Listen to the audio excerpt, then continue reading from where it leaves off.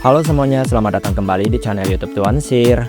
Pada umumnya, evolusi Pokemon dilakukan dengan cara menaikkan level, menggunakan batu evolusi, atau meningkatkan persahabatan dan semacamnya. Namun terdapat beberapa Pokemon yang memiliki syarat evolusi sangat unik dan cukup sulit sebenarnya.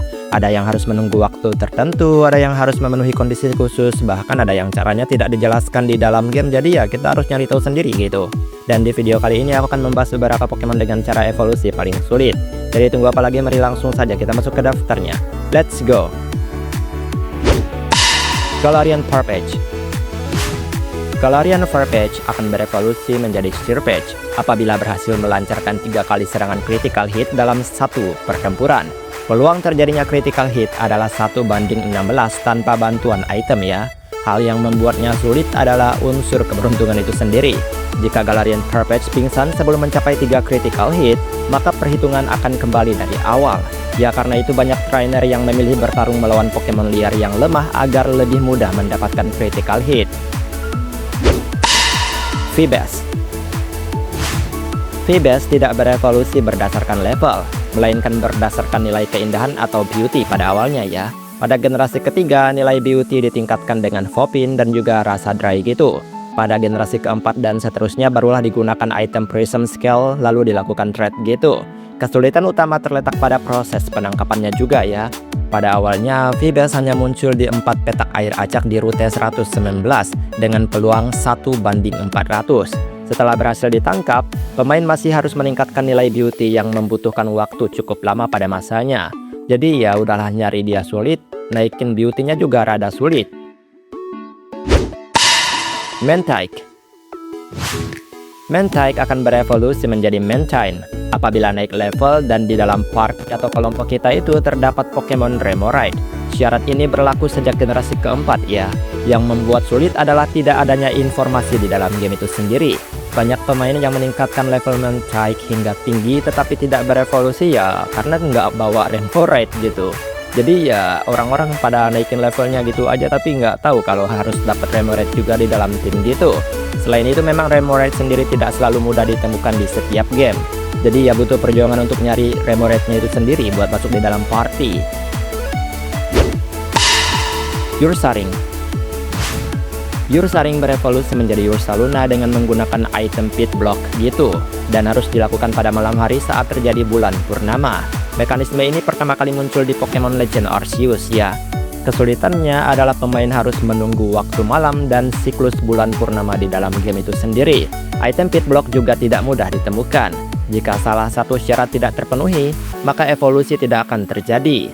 Tapi itu juga bagus sih, karena memang ya Ursaluna cukup bagus dengan kombinasi tipe dan desain yang sangat menakjubkan.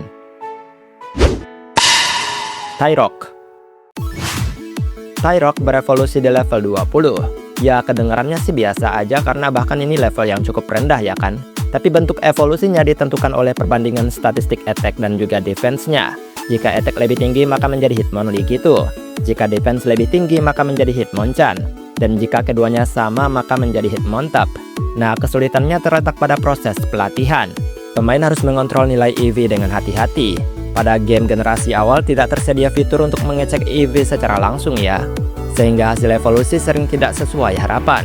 Dan itu wajar ya kan, karena kita juga nggak tahu pasti dia harus evolusi di mana pada masa itu. Aku aja kadang revolusiannya pengen Hitmonchan malah dapat Hitmonlee. Larvesta. Larvesta berevolusi menjadi Volcarona pada level 59. Seperti yang aku sebutkan di level 59. Ya kedengarannya sebenarnya biasa aja ya, tapi itu nggak semudah itu loh. Level 59 merupakan level evolusi tertinggi di antara semua Pokemon sebenarnya. Yang membuat sulit adalah statistik Larvesta di awal permainan sangat rendah. Tipe Bug dan juga Fire juga membuatnya memiliki kelemahan besar terhadap tipe Rock.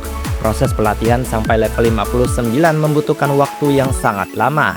Ya tetapi memang hasil akhirnya sangat sepadan karena Volcarona memiliki kemampuan bertarung yang sangat baik.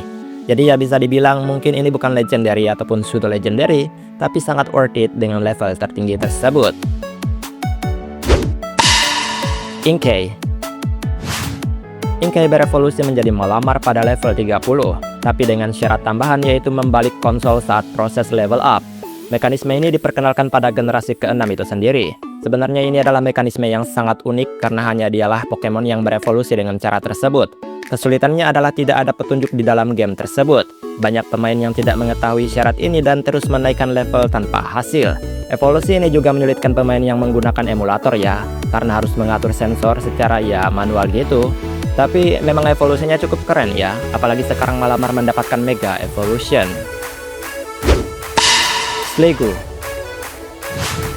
Sliggoo akan berevolusi menjadi Goodra apabila naik level pada saat cuaca hujan di Overworld gitu. Syarat ini berlaku sejak generasi ke-6 bahkan di Hisuian region gitu sendiri. Kesulitannya adalah cuaca hujan tidak selalu muncul. Pemain harus menunggu perubahan cuaca secara alami atau menggunakan jurus Rain Dance gitu. Itu pun kalau misalnya memungkinkan. Jika naik level di luar kondisi hujan, maka evolusi tidak akan terjadi meskipun level sudah cukup. Jadi benar-benar nyusahin banget. Dan uniknya, dia adalah Pokemon naga, tapi nggak ada airnya, padahal berevolusi dengan cara tersebut. Dan Goodra adalah Pokemon yang baik, jadi ya kita mungkin nggak akan merasa menyesal juga mendapatkannya. Meskipun memang cara evolusinya ini adalah cara evolusi yang cukup menyebalkan. Hisuian Basculin berevolusi menjadi Basculegion setelah kehilangan 294 HP akibat damage recoil dari jurus Wave Crush atau Double Edge gitu. Mekanisme ini ada di Pokemon Legend Arceus. Hal yang membuatnya sulit adalah pemain harus dengan sengaja melukai Pokemonnya sendiri berulang kali tanpa membuatnya pingsan. Angka 294 sangat spesifik ya. Secara cerita syarat ini sangat masuk akal, tetapi secara gameplay terasa sangat berat. Jadi ya kalian mungkin pernah ngerasainnya kalau misalnya kalian main Pokemon Legend Arceus ya. Basculegion itu keren, tapi untuk mendapatkannya memang butuh proses yang sangat tinggi. Hisuian Basculin itu beda sendiri ya. Dia punya kayak strip putih gitu, beda sama yang di Unova. Jadi merevolusikannya menjadi Basculegion dengan bentuk yang sangat memukau itu wajar, karena ini adalah perbedaan dari sebuah region gitu. Galarian Yamash berevolusi menjadi Runarigos apabila menerima damage 49 atau lebih dalam satu pertarungan, kemudian berjalan di bawah batu besar di area Dusty Bowl gitu. Mekanisme ini muncul pada generasi ke-8. Kesulitannya adalah tidak ada petunjuk sama sekali di dalam game. Pemain harus melukai Yamash dengan hati-hati dan menemukan lokasi batu besar secara mandiri. Jika tanpa panduan, evolusi ini hampir mustahil ditemukan, dan semua orang pasti pernah ngerasainnya. Dan itulah beberapa evolusi Pokemon yang sangat sulit untuk didapatkan, mulai dari yang mengandalkan keberuntungan sampai yang mengharuskan pengorbanan gitu. Menurut kalian evolusi mana yang paling merepotkan? Silahkan tulis di kolom komentar. Baiklah, sampai di sini video hari ini. Maaf jika ada kesalahan kata atau mungkin ada kalimat yang kurang tepat, mohon bantu koreksi. Dan kita ketemu lagi di pembahasan lainnya. Aku pamit dulu. Dadah.